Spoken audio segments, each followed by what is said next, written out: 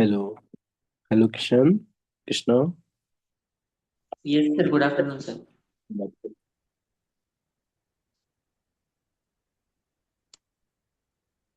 ही पढ़ा रहे थे ना? Yes sir. कहाँ तक पढ़ाया था? सर आपने सर वो इन्फिनाइट जीपी से आपको पढ़ाना है सर। अच्छा अच्छा। सर वो लास्ट क्लास में पावर कट हो गया था तो इसलिए मैं लीव हो गया था सर मीटिंग से। हाँ हाँ हाँ, मैंने समय हमने मैसेज किया था। सर टाइम हो गया था। हमने लास्ट क्लास में आपको बेस थ्योरम तक पढ़ा दिया था ना? हाँ base sir, theorem Bayes theorem हो गया था। पूरा कंप्लीट हो गया।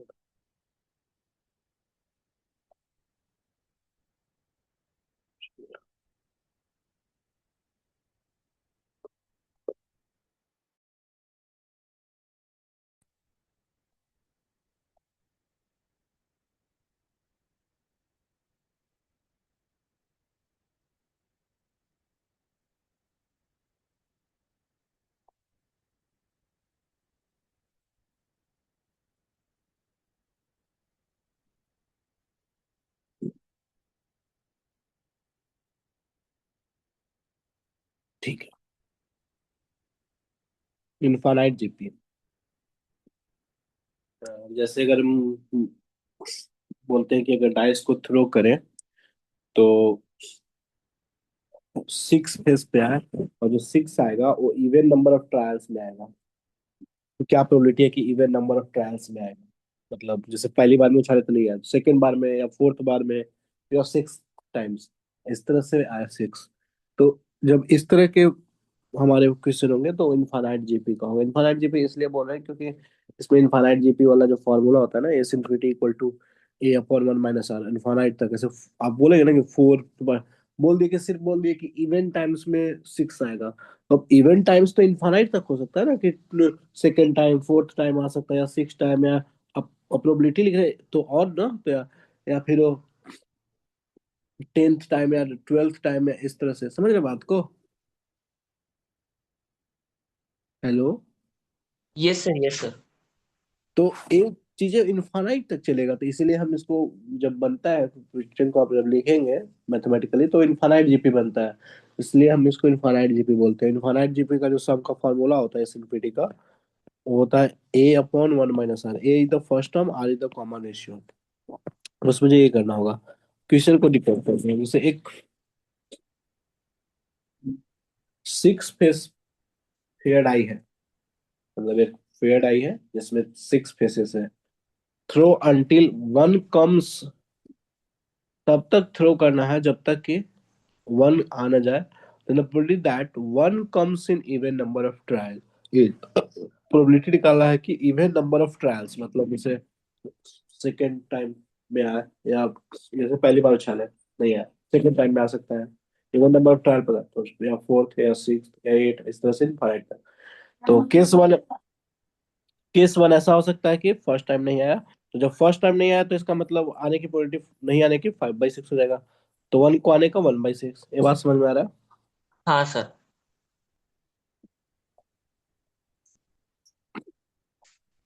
नेक्स्ट ऐसा हो सकता है कि फोर्थ टाइम आया तो पहली बार में भी नहीं आया, दूसरी बार में भी नहीं आया, तीसरी बार में भी नहीं आया।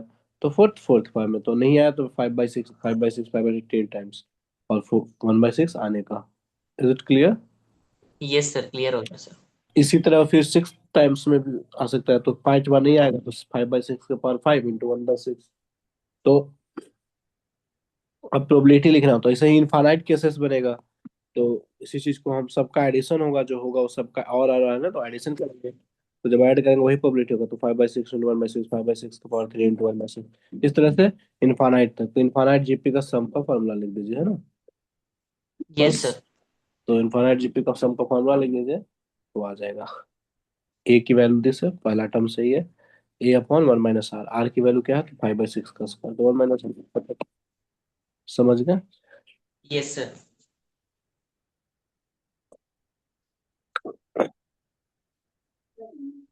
A bias coin with probability P of heads is tossed until a head appears for the first time. If the probability that the number of tosses required is even number is 2 by 5, then P is same similar सवाल। Yes sir.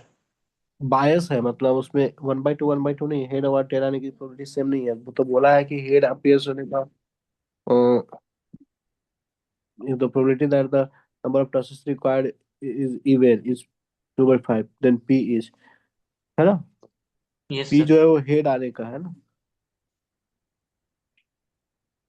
तो दो tell, head और tell का सम कितना होगा, 1 के equal, तो tell आने की प्रोबेबिलिटी कितना हो जाएगा, 1 - P।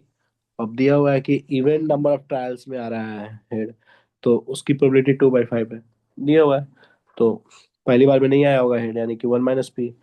सेकेंड टाइम में तो P, 3 बार नहीं आया होगा तभी ना इवन टाइम में नहीं आने का 1 - P, तो 3 बार तो 1 - P का Q इंटू P। या 6 टाइम, इस तरह से इन्फानाइट चलेगा। सबका सम प्रोबेबिलिटी के इक्वल होगा, तो सबका सम और उसकी वैल्यू, पी की वैल्यू 2/5 दी, आप पुट कर दिए। यहाँ से कैलकुलेट करेंगे तो पी की वैल्यू 1/3 आ गया, यानी कि probability of getting head is 1/3, तो प्रोबेबिलिटी ऑफ टेल गेटिंग 2/3। तो बात समझ में आ यस। गया। यस सर, समझ में आ रही। सिमिलरली इस सवाल एक बार ट्राई कीजिए आप इसको, थोड़ा अच्छा सवाल है, इसको ट्राई कीजिए आप। Okay sir.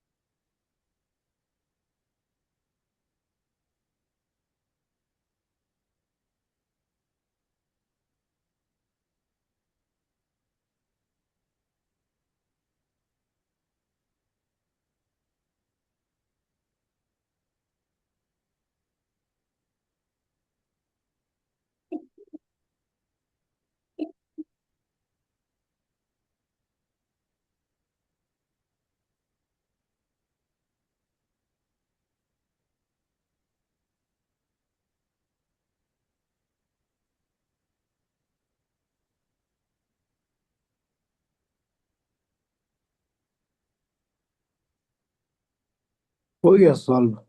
किसका? हाँ सर। हाँ सर, हो गया। क्या आंसर आया? सर मुझे 1 आ रहा है सर। वन नहीं आ सकता। वन तो कभी नहीं आ सकता, नेवर। इन्फा इनफाइनाइट जीपी बनना, इनफाइनाइट जीपी का सब कभी वन हो ही नहीं सकता है। जब भी होगा तो वन से कम। सर 1/6 प्लस 5/6 इंटू 1/6 ऐसा ऑर्डर बनता चला गया सर। नहीं नहीं नहीं नहीं नहीं, आप समझे नहीं। देखिए, एक डाइस को थ्रो कर गया है until either 4 और 6 appears, जब तक इस 4 और 6 ना appears, find the probability that the number 6 occur before 4। 6 पहले आना चाहिए 4 से। ठीक। तो हो सकता है कि जब आप पहली बार ही उछाले तो 6 आ जाएगा। तो बस इतना ये कंडीशन को फिलफिल होना चाहिए कि 6 पहले आना चाहिए 8 से। अब जब 6 फर्स्ट टाइम से आ गया तो ऑब्वियस सी वन बाई बात है कि 1/6, 1/4 जो है बाद में ही आएगा। तो 6 आने की प्रोबेबिलिटी 1/6। जब जब सेकेंड टाइम 6 आ सकता है, तो जब सेकेंड टाइम 6 आ सकता है तो क्या रिस्ट्रिक्शन होगा कि अगर सेकेंड टाइम 6 आ सकता है तो फर्स्ट टाइम 4 नहीं आया होगा, 6 तो कंफर्म है कि नहीं आया होगा, तभी ना हम सेकेंड टाइम की प्रोबेबिलिटी देख रहे हैं। ये सर। मतलब कैसे? तो 4 भी नहीं आया होगा, 6 भी नहीं आया होगा, तो आया क्या होगा? फर्स्ट टाइम तो 1 2 3 5 में से आया होगा। तो 4/6 और 6 आने का 1/6। ये बात समझ में आया? 4 और 6 नहीं आने का कितना हो जाएगा? 1 - 2/6, यानी कि 4/6। Is it clear? ये सर। ये बात आपको समझ में आ रहा है ना? सिमिलरली हाँ सर। सिमिलरली फर्स्ट टाइम भी 4 और 6 नहीं आया होगा, सेकेंड टाइम भी 4 और 6 नहीं आया होगा, थर्ड टाइम 6 आया होगा। तो 4 टाइम्स से फर्स्ट टाइम नहीं आया होगा 6, यानी कि 4/6। सेकेंड टाइम नहीं आया होगा 4/6, तो 4/6, 4 और 6, और फिर थर्ड टाइम तो 1/6। तो इस तरह से इनफाइनाइट जीपी बन रहा है, सबका सम हो जाएगा 1/2। सर इसमें डाउट है सर। हाँ बोलिए। सर केस 2 में सेकंड पोजीशन पे 6 क्यों नहीं आ सकता सर? तो आप क्या केस बना रहे हैं कि सेकेंड टाइम्स में 6 आया होगा? आप पहला केस बनाए कि पहली बार में 6 आ जाए। ये होना है ना कि 6 को पहले आना है 4 से। तो आपने पहली बार डाइस को उछाले थे तो कंफर्म है ना, आप केस ले रहे हैं कि सेकेंड टाइम में 6 आया होगा। तो 6 जब सेकेंड टाइम में तभी आ सकता है ना जब आपको पहली टाइम में 4 नहीं आया होगा, 6 भी नहीं आया होगा, तभी ना आप देख रहे हैं केस दो कि सेकेंड के टाइम्स में 6 आया है। Yes sir. समझे बात को? Yes sir. देखिए, आपको हम फिर से बताते हैं। हम ऐसे केसेस देखते हैं, बनाते हैं। पॉसिबिलिटी है ना, प्रोबेबिलिटी बेसिकली पॉसिबिलिटी होता है प्रोबेबिलिटी का मतलब। तो क्या हो सकता है पॉसिबिलिटी कि 6 पहले आए 4 से? तो जब पहली बार में ही उछाल दिया जाए से और 6 आ जाए, तो ऑब्वियस सी बात है कि जब पहली बार में 6 आ गया तब दोबारा उछालेंगे तो 4। तो पहला केस हुआ कि 6 पहली बार में, तो 1/6, 6 आने का प्रोबेबिलिटी पहली बार 1/6। अब दूसरा केस हो सकता है कि 6 सेकेंड टाइम आया होगा। तो 6 सेकंड टाइम आने की मतलब ये है कि फर्स्ट टाइम जब 4 नहीं आया होगा तब ना, क्योंकि 4 को बाद में 6 के आना है, तो 4 भी नहीं आया होगा फर्स्ट टाइम, 6 भी नहीं आया होगा, तो आया होगा क्या? 1 या 2 या 3 या 5। तो यस सर। उसका 4/6 हो गया पोलिटी, और वो 6 आने का 1/6। बात समझ में आ गया? हाँ सर। ठीक है। नेक्स्ट सवाल ये वाला कीजिए।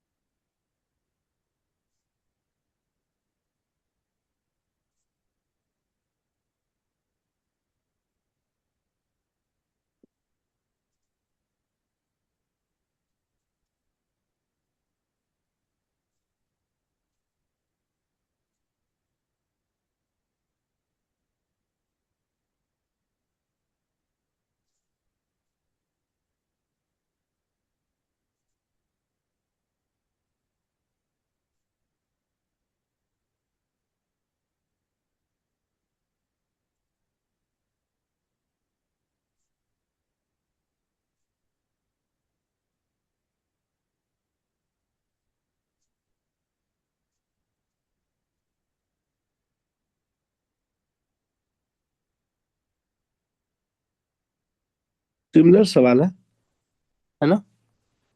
Yes sir.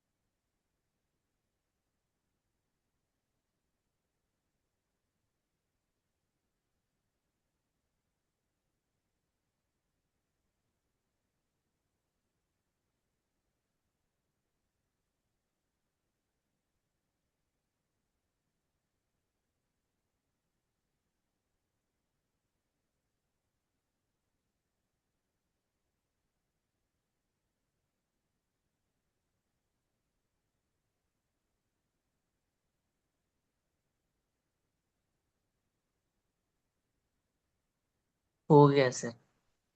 हो गया, क्या आंसर है? 2/5। यस, वेरी गुड, है ना? Yes sir. ठीक है, गुड।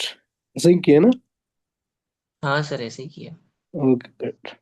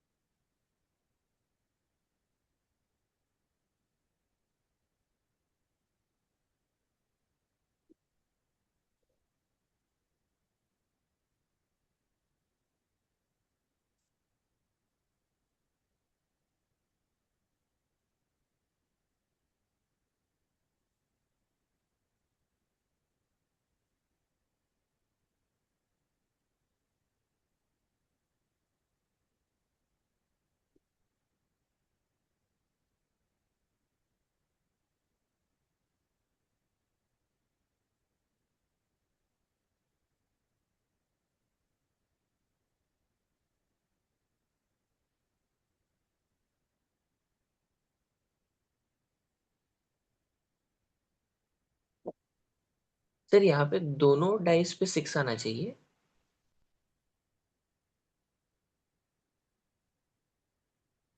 नहीं, इस बार अलग है। If fair die is toss until a six is obtained, let x denote the number of tosses required। x जो है टॉस रिक्वायर्ड को दिखा रहा है कि, तो x इक्वल टू 3 पे पूछा है आपसे प्रोबेबिलिटी, मतलब x इक्वल टू 3 समझ रहे हैं तो सर कि एक ही थर्ड डाइस टाइम को x दिखा रहा है कि कितना बार टॉस करना पड़ेगा। If fair dice is toss repeatedly until a six is obtained, let x denote the number of toss required, मतलब x जो है टॉस रिक्वायर्ड की दिखा रहा था। x equal to 3 yes. पे पूछा है प्रोबेबिलिटी, मतलब थर्ड टाइम पूछ रहा है कि आगे तो क्या होगा प्रोबेबिलिटी, है ना? Yes sir, okay. तो पहला टाइम क्या आया होगा?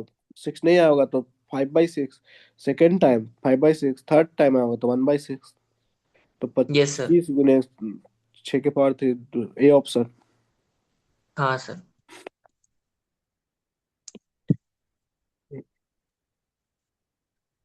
क्लियर हो गया ना? 5/, हाँ सर, 5/6 का स्क्वायर इंटू 1/6। नेक्स्ट सवाल इसी में।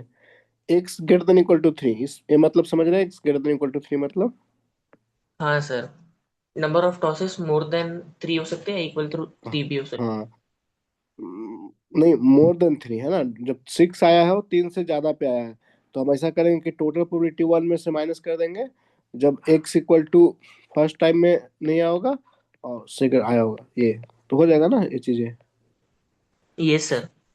नेगेशन का इस्तेमाल करेंगे टोटल में से, हम क्लियर। तो x इक्वल टू 1 और x इक्वल टू 2, तो 1 माइनस, पहली बार में तो 1/6, और माइनस सेकेंड टाइम तो 5/6 इंटू 1/6। ये बात समझ में आ गया?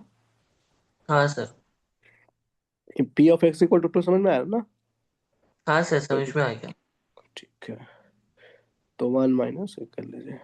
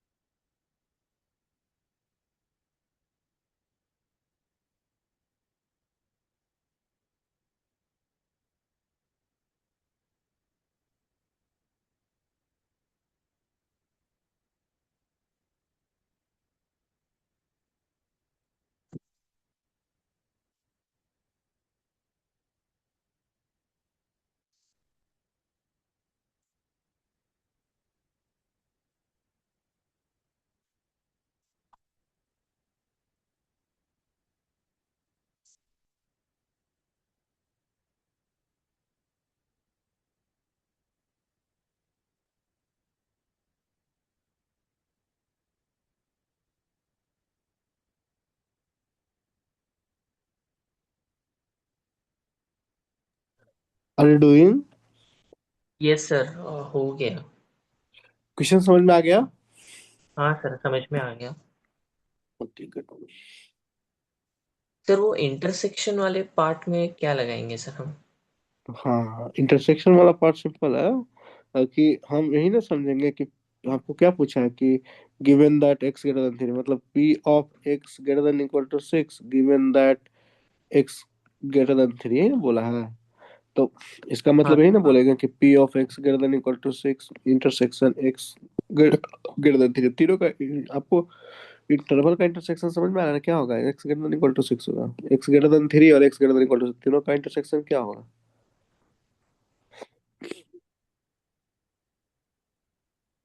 इंटरसेक्शन यहाँ से क्या लिखेंगे? इंटरसेक्शन लिखेंगे कि P of x greater than equal to 6, है ना, अपॉन वो p of x greater than 3, दोनों का इंटरसेक्शन ही ना। तो x greater than equal to 6 और एक्स ग्रेटर देन 3, तीनों का इंटरसेक्शन क्या आएगा? X greater than equal to 6, intersection मतलब कॉमन।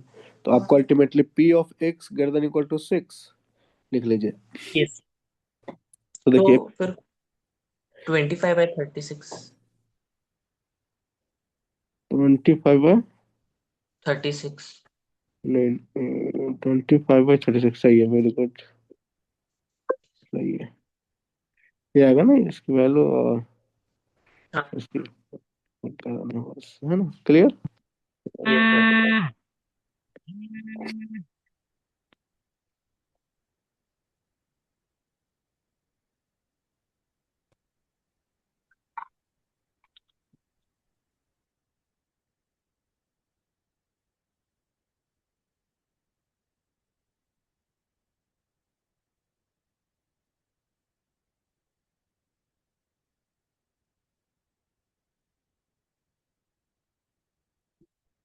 हम देखिए बाइनोमियल प्रोबेबिलिटी डिस्ट्रीब्यूशन।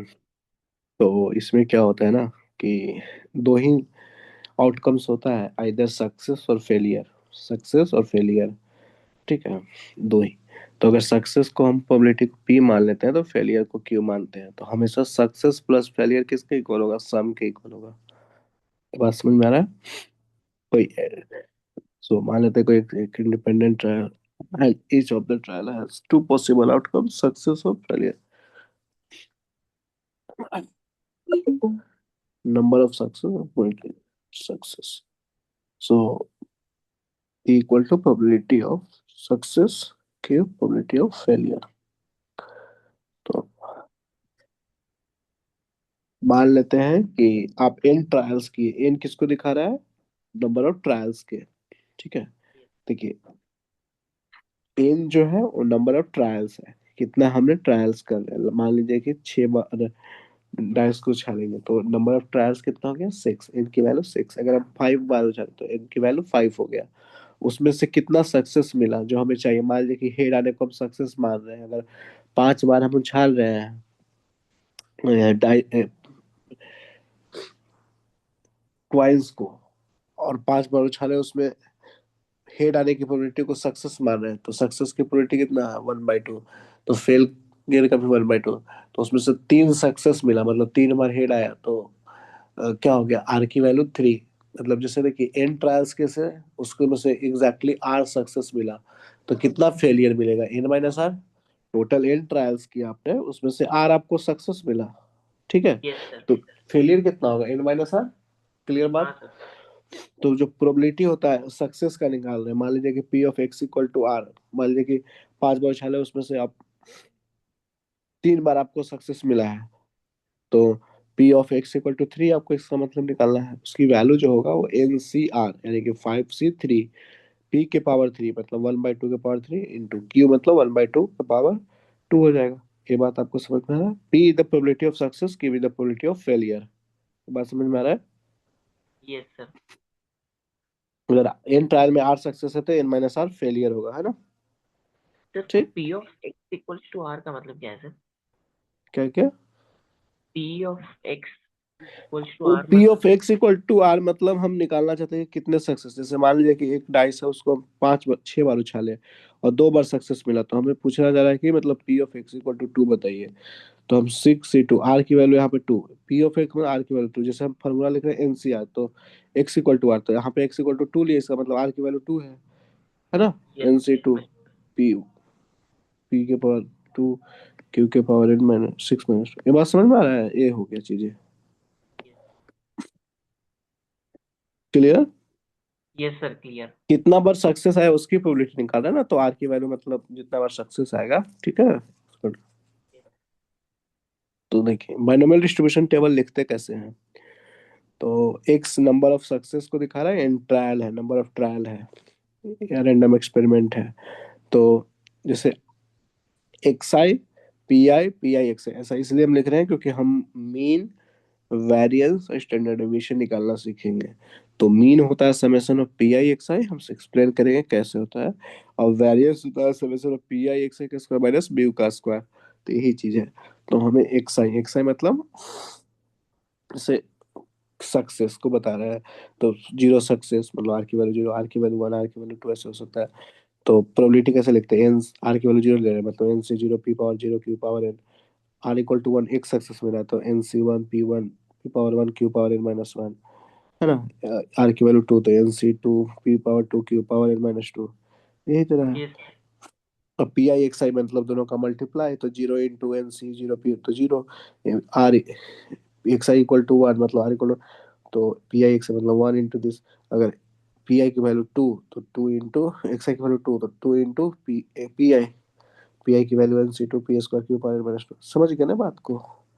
हाँ sir.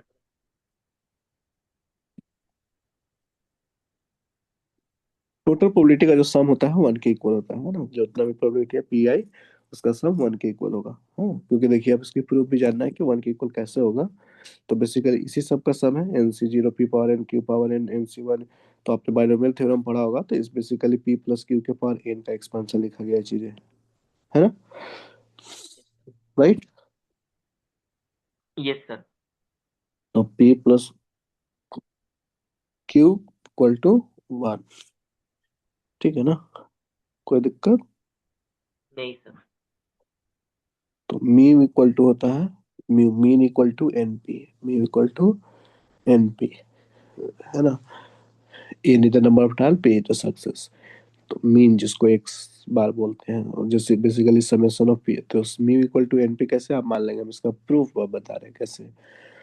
Mu equal to summation of P I X I होगा, आपने स्टैटिक्स अगर पढ़ा होगा तो यदि तो आपको पता होगा, वहां पे एफ आई एक्स आई करते थे, है ना, यस सर।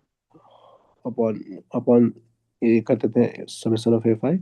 तो यहाँ पे समेशन ऑफ पी आप करेंगे भी पी आई तो वन की इक्वल, इसलिए summation of P I X I हो गया। तो पी आई की वैल्यू क्या था, पी आई हमने लिखा था n c r p power r q power n minus r, यही ना पी आई है, दिस इज हाँ पी आई। सर। और आर एक्स आई क्या है, आर है। जनरल हम जनरल फॉर्म लिखे हैं पी आई एक्स आई का, समझ रहे हैं बात, एक्स आई क्या है, आर है जनरल फॉर्म। पी आई का जनरल फॉर्म क्या है, N c r p power r q power n minus r, clear. Yes. तो यहाँ पे आर वेरिएबल है, आर वेरिएबल को हटाने के लिए हमने एन बाई आर कर दिया, है ना। ये फॉर्मूला आपको याद होगा ना, n c r equal to हम लिखते हैं n by r, n minus one c r minus one, binomial theorem पढ़ाया जाता था, यस। है ना। ये फॉर्मूला पता था। हाँ सर पता था। तो हमें चूंकि पता है कि आर वेरिएबल है, इसको डायरेक्ट फॉर्मूला नहीं है, तो आर को हटाना पड़ेगा, तो इसलिए हमने ऐसा कर दिया। अब हमें एन कांस्टेंट है, उसको बाहर ले सकते हैं समेशन से।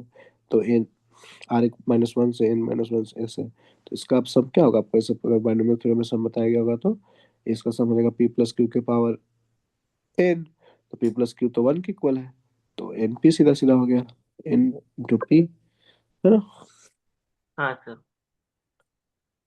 ये बात समझे। ये सर समझ गया। कैसे पी आया, पी हमने सम में लाने के लिए ऐसा किया कि एक आर से डिवाइड, पी से डिवाइड किया, पी से मल्टीप्लाई किया, तो एन पी से, लेकिन बैलेंस करने के लिए पी के पर आर था ना, तो हमने एक पी से डिवाइड किया है, तभी पी के पर आर माइनस वन लिखा, तो फिर पी आर मल्टीप्लाई किया, और ये वन के इक्वल हो गया पूरा चीज है, तो इसलिए हमें एन पी के इक्वल आ गया। क्यों वन के इक्वल हो, क्योंकि ये summation of P P plus one के पी प्लस क्यू के पावर एन माइनस वन का हो गया एक्सपेंशन है चीजें। अब पी प्लस क्यू वन के इक्वल है, तो सीधा सीधा म्यू जो हो गया एन पी के इक्वल हो गया। बस ये चीजें याद रखना है, चीजें आपको डेरिवेशन तो हम समझने के लिए बताया, ये इंपॉर्टेंट चीजें है, ठीक है। Yes sir.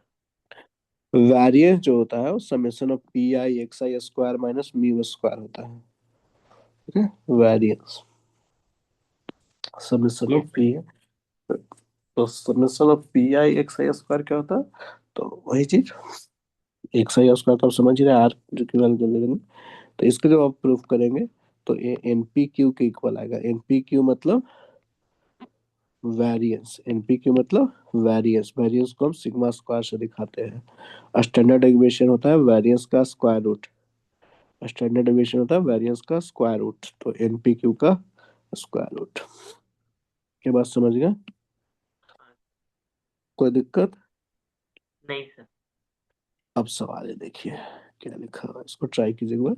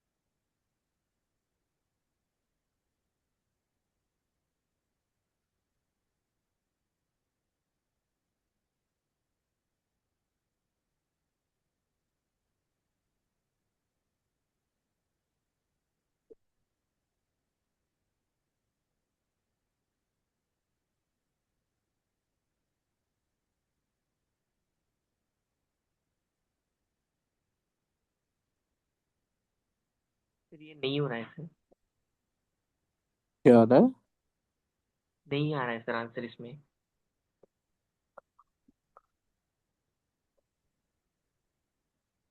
सब ऑप्शन से मैच नहीं कर रहा। नहीं कर रहा, okay. A box contains 15 green and 10 yellow balls. If 10 balls are randomly drawn, one by one without replacement. 10 balls draw किया जा रहा है without replacement. One by one मतलब नंबर ऑफ ट्रायल्स कितना बार किया गया है? 10 टाइम्स किया गया है। Yes sir. तो इसका मतलब है कि n की वैल्यू 10 गिवन है। ठीक।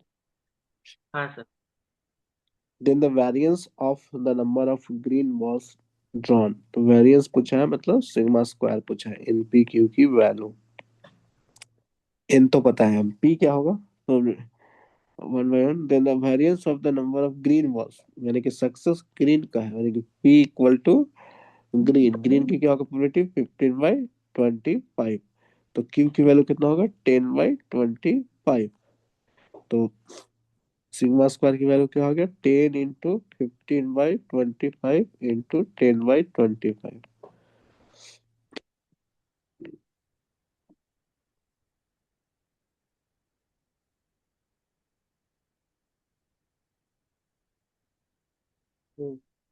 Yes sir.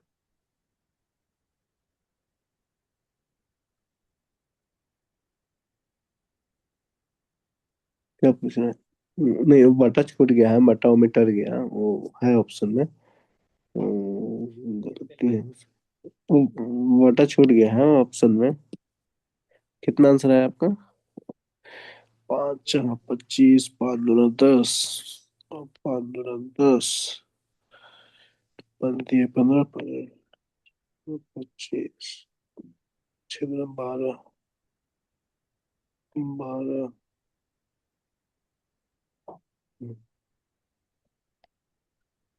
12/5 आ रहा है ना? 12/5 आ हाँ रहा है, 5 यहाँ छूट गया है।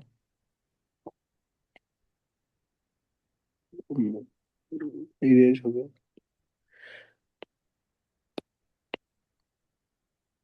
ठीक है ना, समझ में आ गया है? हाँ सर। कर लिया था ना? हाँ सर, कर लिया, कैलकुलेशन मिस्टेक हो गई। अच्छा, ये वाला सवाल।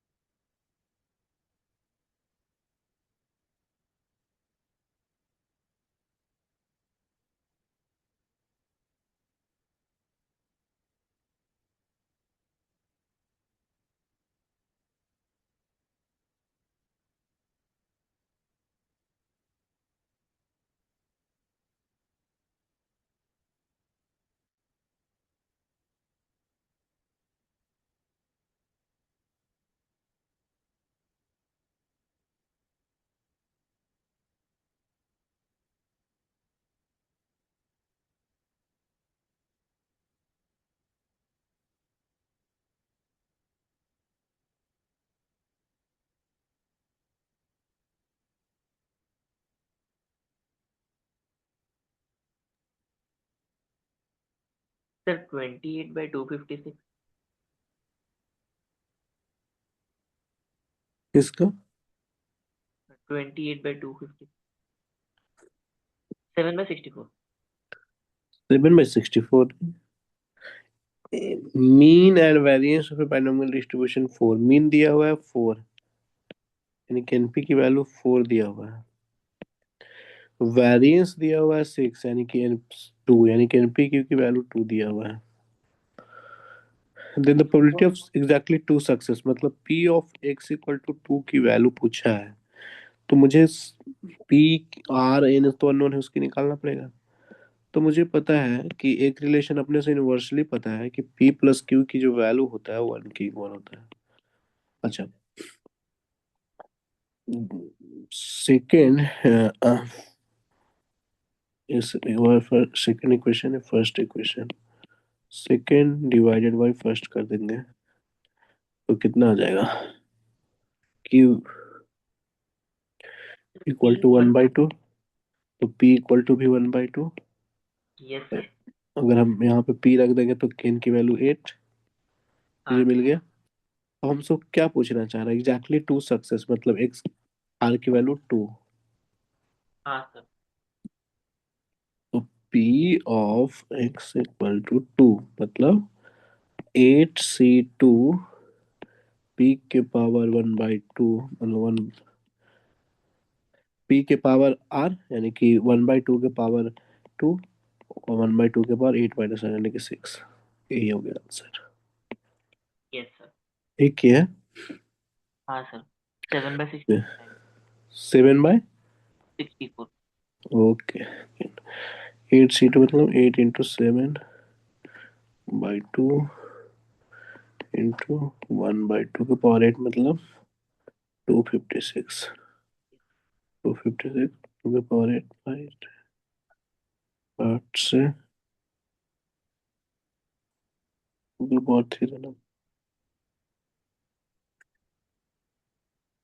8 × 7/2 2 के पावर 9 हो गया, 7/2 के पावर 6 हो गया, यानी 7/64 है ना। हाँ ठीक है, सर। गुड। ये वाला सवाल कीजिए, ट्राई। सवाल बन रहा है ना प्रोबेबिलिटी का? हाँ सर। ठीक है।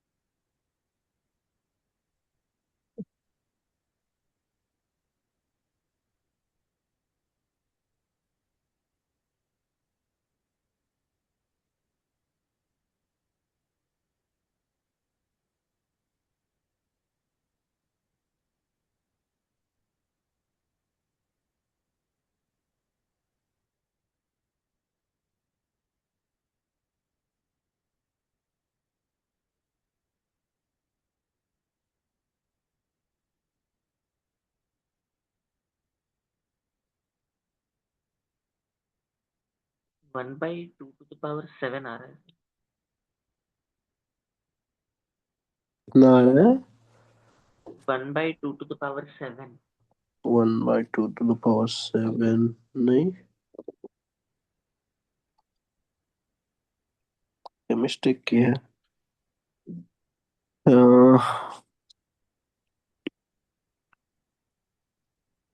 क्या दिया हुआ है? सेम चीज तो है।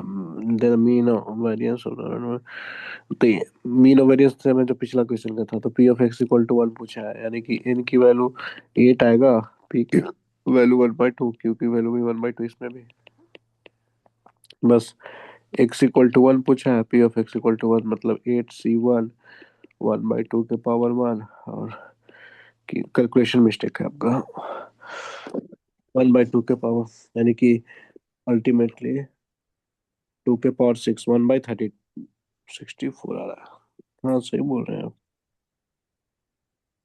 1/2 के पावर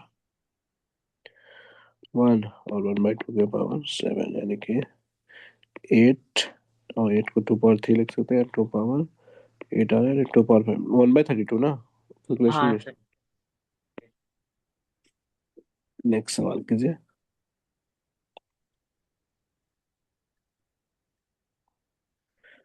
नो सक्सेस मतलब x = 0, कीजिए ये वाला सवाल है। Okay sir.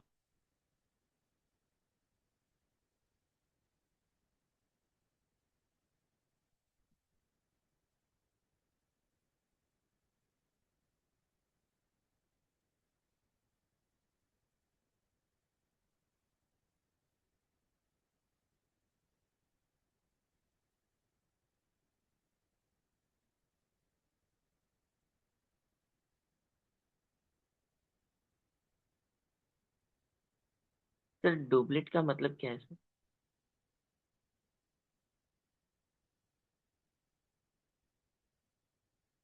दो टू आने का। अच्छा ओके।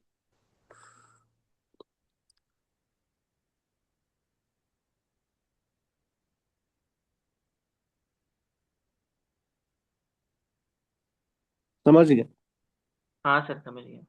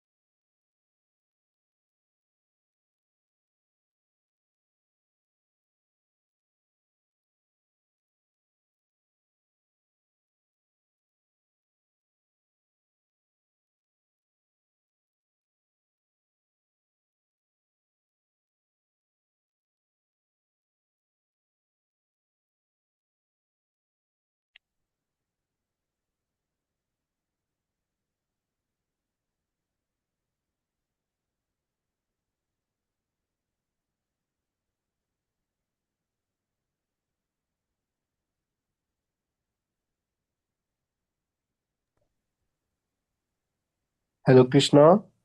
Yes sir. हो गया सॉल्व? हो गया सर, थर्ड वाला कर रहा हूँ। एटलीस्ट वन सक्सेस में आप वन माइनस से वन सक्सेस वाला माइनस कर दीजिए एटलीस्ट में, है ना? P of x greater than equal to one पूछा है, तो वन सक्सेस वाला तो निकालेंगे एग्जैक्टली वन सक्सेस नहीं, तो P of x greater than equal to one पूछा है आपसे, है ना? थर्ड वाला में। हाँ, तो इसमें आपको करना पड़ेगा one minus P of x equal to zero, जो फर्स्ट और सेकंड निकाला उसको सब्ट्रैक्ट कर दीजिएगा वन में से, एक्स इक्वल टू वन, है ना? ये चीज है। At most yes. वन सक्सेस मतलब ज्यादा ज्यादा एक सक्सेस, यानी कि P of x equal to zero plus P of x equal to one. Clear? Yes sir, समझ गया। ठीक है ना? बाकी आप कोई पीडीएफ दोनों चला गया ना आपके पास? दो पीडीएफ क्या है पॉलिटी का? एक पीडीएफ है सर। ठीक है, एक मैं भी आज भेज दूंगा। और नेक्स्ट क्लास में थोड़ा और इसमें क्वेश्चन टॉपिक वाइज बस 10-15 मिनट का, 10 मिनट का रह गया है एक बस, ज्योमेट्रिकल वाला। बाकी टॉपिक वाइज खत्म है, बाइनोमियल डिस्ट्रीब्यूशन टेबल वाला क्वेश्चन कराना है और बाकी ओके। कंप्लीटेड है। ठीक है। यस। इसके बाद कौन सा चैप्टर पढ़ना है? Differential equation sir. ठीक है, okay. Thank you sir. Okay.